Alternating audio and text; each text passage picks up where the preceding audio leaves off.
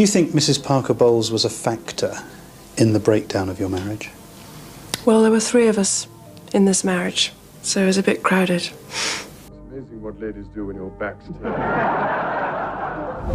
The marriage of Prince Charles and Princess Diana, once hailed as the wedding of the century, is a shocking tale that culminated in divorce and the tragic death of the beloved princess. But do you know the full story behind this fairy tale turned public nightmare? Their relationship, plagued by extramarital affairs and profound unhappiness, left many in shock. What really transpired behind the couple's closed doors? Who or what led to the downfall of their marriage? Join us as we delve into the tragic story of one of the most remarkable marriages the world has ever witnessed. Charles Mountbatten Windsor meets Diana Spencer. The story of Charles and Diana's first meeting is highly unusual, as the prince himself revealed to The Telegraph in a 1981 couple interview. Specifically, they met in a ploughed field in 1977, where he recalled meeting a cheerful, attractive, and vibrant Diana. However, their first meeting was quite unusual for 2 reasons. First of all, Diana was only 16 years old when she first met Charles, who was 29 years old at the time.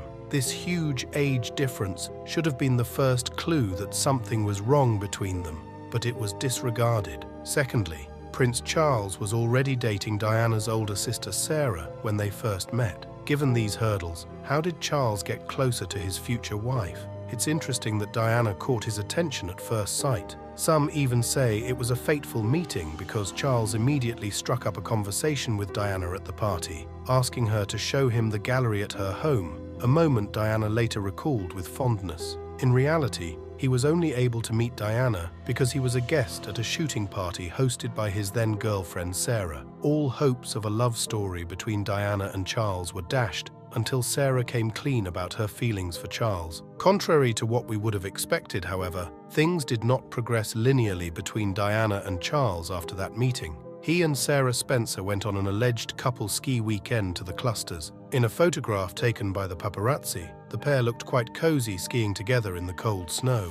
According to Sarah Bradford's 2016 royal biography about Princess Diana, Sarah had told a magazine that she wasn't in love with him and didn't want to marry him. This caused their relationship to end. In Great Brington, Northamptonshire, on May 17, 1980, Sarah, who chose to marry whom she loved, wedded Neil McCorquodale, a farmer and former Coldstream Guards officer. Lady Sarah and her husband chose to have a small wedding ceremony at the Spencer family's ancestral seat, the small St. Mary's Church at Althorpe, followed by a banquet at the family estate. Lady Sarah looked stunning in a high-necked lace gown, complete with the iconic Spencer family tiara and a traditional white flower bouquet on her wedding day. The intricate design of the Spencer tiara, created by Garrards, features stylized flowers adorned with diamonds set in silver settings. With Sarah's mind known, Diana and Charles were free to pursue a relationship of their own. The couple reconnected at Prince Charles's 30th birthday party, but they didn't see each other for 2 years.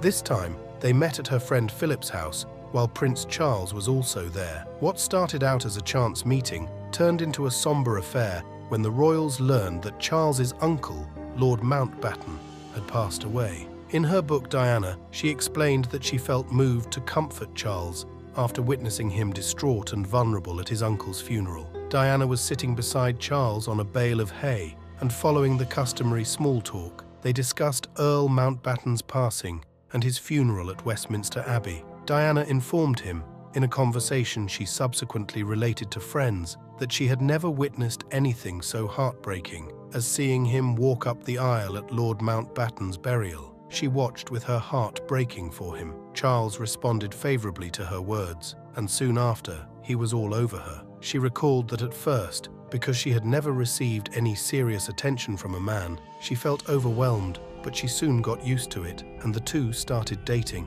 It was a sweet affair in which Prince Charles showed Diana the ropes of fishing and even invited her to the royal family's Balmoral estate. At that point, the relationship seemed idyllic, with no hint of the impending disaster. The couple's engagement. Following a rendezvous arranged by fate and a budding romance that was becoming more well-known, the couple's engagement was announced. It came as little surprise when, on February 24, 1981, the pair announced their engagement to be married through the Lord Chancellor after just 6 months of dating. Diana's joy knew no limits, as seen by their joint appearance with the BBC at Buckingham Palace. Diana described her husband as pretty amazing, and Charles said he was delighted that Diana was willing to accept him. Charles revealed that he had proposed to Diana 3 weeks before the announcement at a private dinner at Buckingham Palace. He said he wanted to give Diana time to think about her response while she was scheduled to travel to Australia. But Diana accepted right away and moved out of her Kensington apartment to live in Clarence House until the big day when the world saw her eccentric style and iconic engagement ring for the first time. Diana, dressed in a cobalt blue skirt suit, exhibited her stunning engagement ring to the world. According to Gerard, the ring's manufacturer, the unique design of the ring was influenced by a brooch Prince Albert had commissioned for Queen Victoria in 1840. The brooch featured a large sapphire surrounded by 12 round diamonds and was set in 18-carat white gold. The public was surprised when Diana wore the Prince Albert-inspired ring, but it wasn't the only shocking moment during the somewhat awkward couple interview. Charles made his famous statement on the meaning of love when asked if they were in love. While Diana confirmed her feelings with an "of course," Charles responded with "whatever in love means," and an uneasy glance to the ground. This was the start of her marital problems, but things would soon get much worse for the pair. Prince Charles and his soon-to-be bride, Lady Diana Spencer, discussed the public's reaction to their marriage in an interview with Andrew Gardner and Angela Rippon CBE. Many mails had been arriving at their address. Diana was incredibly appreciative of the presents that kids had put in a lot of effort to send to her. The wedding of the century. Diana had second thoughts prior to the wedding and considered calling it off. At first it was just a thought, but after discovering a bracelet that Charles intended to give to his ex-girlfriend Camilla Parker Bowles just days before their wedding, Diana wanted to call it off even more fervently. According to Andrew Morton, the author of the well-known 1992 biography, Diana, Her True Story, in her own words. The only explanation for Diana's eventual walk down the aisle, as stated by Morton in her biography, is that she was only able to suppress her feelings of confusion and rage when her sisters pointed out that everything had already been planned and that it was too late for her to back out. She heeded their advice and went ahead with the wedding, oblivious to the difficulties and trauma that would follow. By the wedding eve, she had grown even more resolute in her choices. She had spent the evening having a bridal party at Clarence House with her sisters when Charles surprised her with a signet ring bearing his Prince of Wales feathers from Buckingham Palace. He also included a heartfelt note expressing his pride in her and promising to be there at the altar the following day. This was enough to allay her anxieties about their impending nuptials. The following day, on July 29, 1981, Prince Charles and Princess Diana tied the knot in a lavish ceremony that took place at St. Paul's Cathedral in London. It was the first time in 300 years that a British citizen married an heir to the throne, and 750 million people from 74 different countries watched the historic event. The fact that the entire affair cost almost $48 million is evidence of how unique the wedding was. The show's star, Princess Diana, looked amazing in an ivory silk taffeta gown embellished with more than 10,000 micropearls and elaborate hand embroidery. Just like her elder sisters, Lady Sarah and Lady Jane, Diana wore her family's Spencer tiara. It rested on her head nicely. She told Andrew Morton that day she felt like the luckiest girl in the world, and that all she felt was an intense love for Prince Charles, and he felt the same. Even the world shared in their joy. The New York Times reported that the couple received approximately 3,000 presents between their engagement and wedding day, in addition to several high-profile gifts from important wedding guests, like the engraved Steuben glass bowl they were gifted by the Reagans, the Art Deco clock they received from Cartier, and the diamond and sapphire pendant ring and earrings the Saudi Arabian Crown Prince Fahd gave Diana. Prince Charles acknowledged in a letter to his friend that there were times when he felt like crying from the sheer joy of the whole event. But despite appearances, their wedding was far from flawless, with several strange mistakes. First of all, Diana chose to omit the word obey from her vows to Charles. Secondly, their vow recital went poorly. Diana mispronounced Prince Charles's full name, which is Prince Charles Philip Arthur George. Charles, on the other hand, gave Diana his goods rather than the customary "my worldly goods." These minor errors were topped off by the groom forgetting to kiss his bride after their vow exchange. The couple, however, made a public kiss on the palace balcony in front of the 600,000 spectators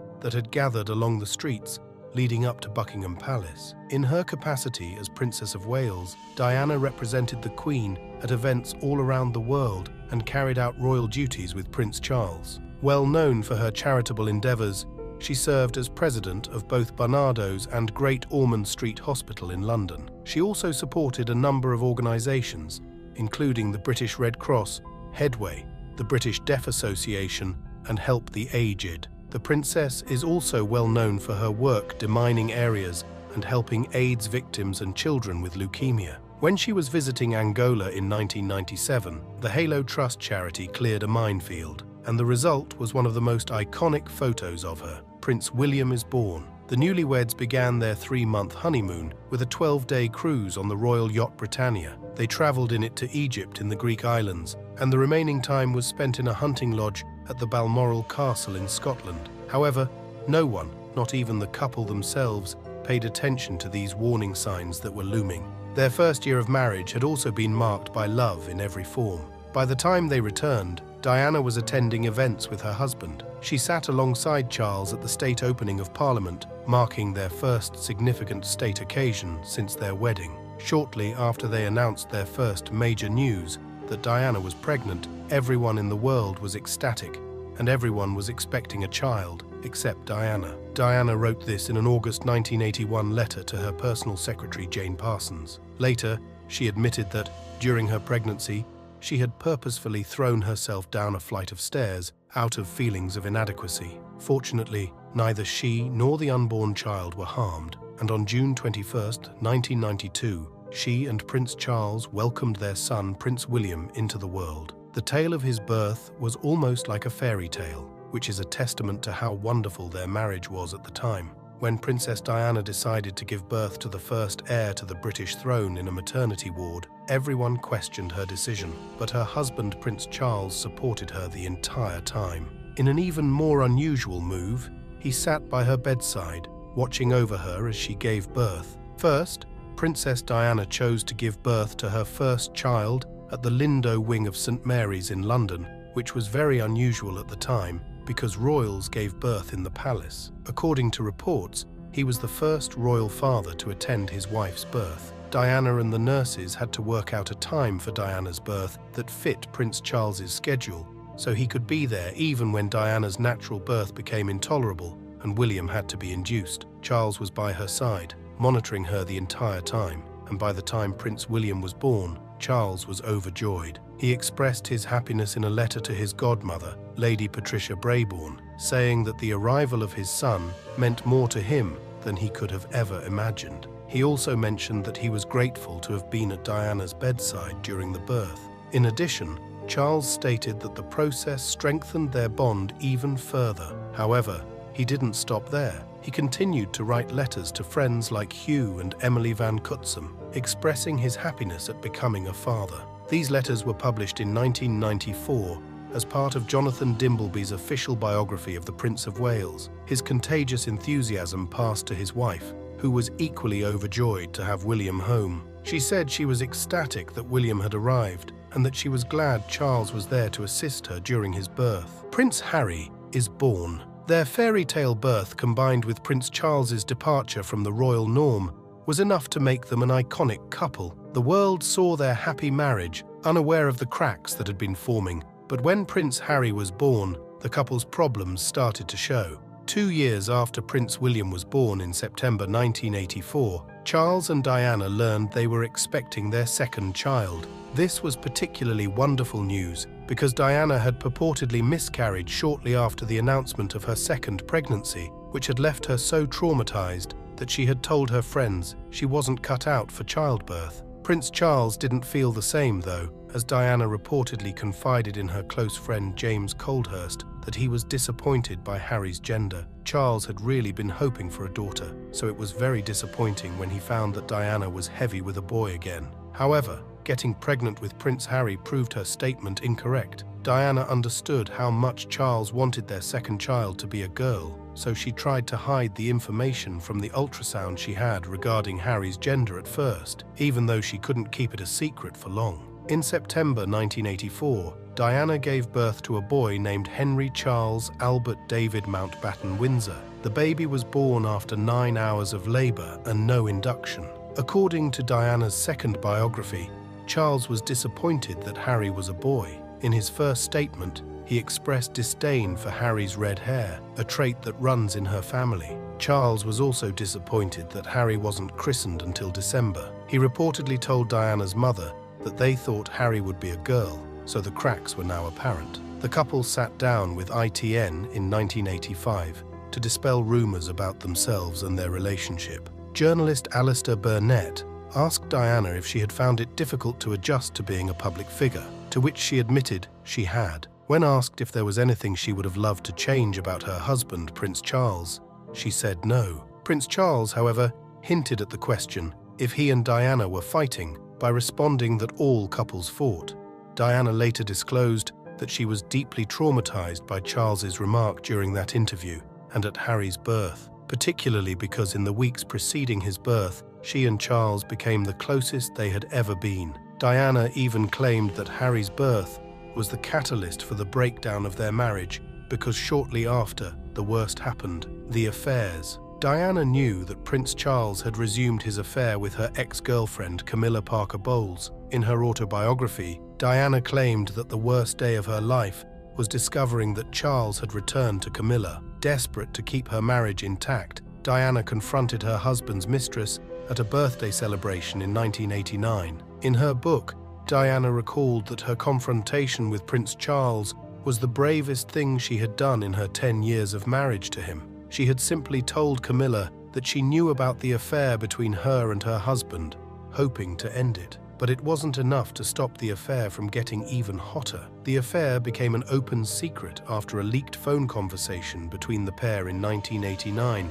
made headlines around the world. The transcript of their conversation was first published by an Australian newspaper, then a German one, and finally by British tabloids. The press even called the affair adultery, because Camilla was already married to Andrew Parker Bowles, whom she had met after Prince Charles left on a 6-month tour with the Royal Navy. In an effort to save face, Prince Charles himself admitted to the affair on live television. When asked if he was faithful during his marriage, Charles originally said yes, before adding that he was until his marriage irretrievably broke down during his interview with Jonathan Dimbleby. In her famous 1995 appearance with BBC One's Panorama, Diana addressed his audacious admission by claiming that their marriage was too crowded now that 3 individuals were participating. After everything became public, Camilla and her husband Andrew announced their plans to divorce. In a joint statement, they stated that they had already lived apart for 2 years prior to their decision. This led to intense speculation that Charles and Diana were getting divorced. In her subsequent interviews, Diana spoke bitterly about her husband, saying that he made her feel so inadequate in every way. When Princess Diana supposedly started having an affair with British Army Captain James Hewitt in 1986, the accusations gained even more traction. The 4-year relationship was made public by Hewitt in his candid memoir and interviews, in which he claimed that Diana wouldn't have had a relationship with him if Charles hadn't cheated first. Charles and Diana separates. In the end, the rumors were confirmed, and on December 9, 1992, Princess Diana and Charles announced their separation in a public appearance before the House of Commons. John Major stated that the couple decided to co-parent amicably, but it was hard to believe them given their disparate geographic locations. The New York Times also provided additional details on the separation, stating that the palace confirmed that there was no third party involved, and that the affairs of both Charles and Diana were merely rumors. The palace confirmed that their separation was an order from the Queen herself. At the time of the announcement, Charles was visiting an elderly people's home in London, and Diana was visiting a clinic in northeast England. Everyone was shocked when The Sun released the transcripts of a recorded conversation between Princess Diana and her friend James that happened in early January 1990. James called Diana Squidgy and Squidge. and although this was not as suggestive as Charles's behavior, it did raise questions about their relationship and the possibility that extramarital affairs led to their breakup. However, there was further confusion when Diana and Charles were seen together again on May 30th, 1993, which happened not long after their divorce. The couple traveled together on the Royal Yacht Britannia to the largest Anglican cathedral in the world for the ceremony, and although it appeared like they were in good spirits and reconciliation was imminent, that was their final public appearance together as a couple. The couple was spotted together at the commemoration service, marking the 50th anniversary of the Battle of the Atlantic. The next time the two were seen together was when Diana went on the yearly Christmas walk at Sandringham with the entire royal family on December 25th, 1993. In the ensuing 2 years, the two began engaging in their own hobbies. Diana went around conducting charitable work, visiting hospitals, and tending to sick children. She also hired voice coach Peter Setterlin to assist her hone her public speaking voice. Prince Charles was performing his royal duties when Buckingham Palace announced on December 21st, 1995, that Queen Elizabeth II had written to the couple urging them to divorce. The couple gave it some thought, and on February 29, 1996, Diana's spokesperson confirmed that she had agreed to divorce Charles, adding that Diana would keep her title as Princess of Wales. The couple had already met that day at St. James's Palace to discuss the specifics of their divorce, and after 4 months of discussion, the divorce between the Prince and Princess of Wales was officially granted on July 15, 1996. On August 28, 1996, the decree absolute, which signaled the official dissolution of their marriage, was released. This was the final legal step in the divorce process, making their split irreversible to this day. It was a sad ending for the couple, and the legal end of the marriage of the century. Diana disclosed that she was getting ready for an engagement at the English National Ballet when her brother-in-law Sir Robert Fellows sent her well wishes, saying it was difficult for her to carry on with her day. Diana and Charles's divorce settlement details were subsequently made public. Diana was given the option to keep her title as Princess of Wales, but she was also obliged to renounce her Royal Highness title. Even though the Queen reportedly wanted to allow her to maintain her Royal Highness after her divorce, Charles was said to have been adamantly opposed to the idea. Diana was granted the freedom to use the state apartments at St. James's Palace for entertainment purposes. Diana was also granted access to the royal family's jets and her Kensington Palace apartments. According to the New York Times, in addition, Buckingham Palace declared that Diana would receive a lump sum payment of an estimated $22.5 million in cash. She was also given a $600,000 allowance to run her private office, which was in charge of her charitable work and royal duties. However, this allowance was to end in September 1996, and she was then required to pay her own bills. She was still able to keep the jewelry she had received during her marriage, as well as use the government's and the British royal family's air transportation. She was also given ongoing security from the Metropolitan Police's Royalty Protection Group, which helped to keep her safe when she travelled with her sons. Even though her divorce was difficult, she subsequently showed incredible fortitude and hope when she declared that it marked the start of a new chapter in her life, and she meant it. Princess Diana connected with Dr. Hasnat Khan, a heart and lung surgeon, in September 1995, shortly after her divorce. The two maintained a very private relationship for 2 years, until reporters discovered their relationship. Despite this, their relationship was described as fairly normal, and Diana even gave him the nickname Mr. Wonderful as a sign of her affection for him. But after 2 years, their relationship abruptly ended, and there were conflicting theories as to why. Khan later acknowledged that the reason they broke up was due to his unwillingness to be more public with Diana. It was true that the only time he publicly talked well of Diana was when he described her in the same year in a trial as an ordinary person with outstanding attributes. Although Oliver Hoare's obituary stated that she had been in a relationship with the married art dealer, and the News of the World reported that Diana had an affair with Hoare, Diana denied having a romantic involvement with Hoare and instead referred to him as a friend. The press also connected her to Will Carling, a rugby union player, and Theodore J. Fortman, a private equity businessman. However, these allegations remained unsubstantiated. Following Khan, Diana was in a relationship with Dodi Fayed, a film producer, and the son of millionaire businessman Muhammad Al Fayed. Unlike Khan, their connection was well known, and cameras followed them about.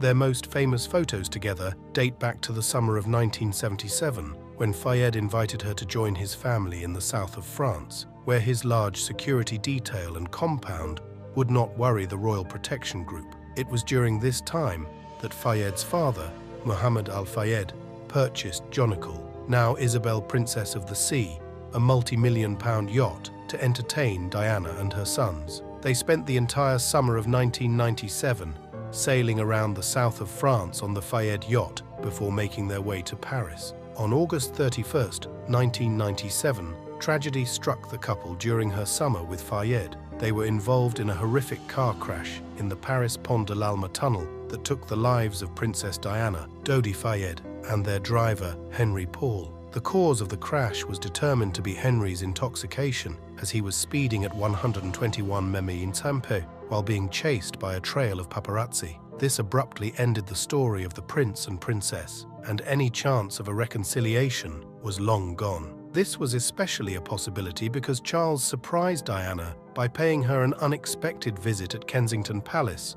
on the occasion of her 35th birthday. Their meeting was marked by a light-hearted exchange of banter during which Diana playfully accused Charles of coming to take her furniture away. Their banter was marked by laughter and cups of Earl Grey tea. This was such a contrast to the hostile relationship that the couple had in the later years of their marriage. But when Diana tragically died, hopes for a more amicable or friendly relationship between the two were dashed. The world mourned Diana's passing, and her funeral became an international event. An inquest, held in London in 2004 and again in 2007 and 2008, found that Paul's extremely careless driving and the pursuing paparazzi's pressure to go fast into the tunnel were the primary causes of the collision. The jury found in favor of unlawful killing on April 7, 2008. Al Fayed declared that he would halt his 10-year battle to prove that the tragedy was murder the day after the inquest's final ruling, citing his concern for Diana's children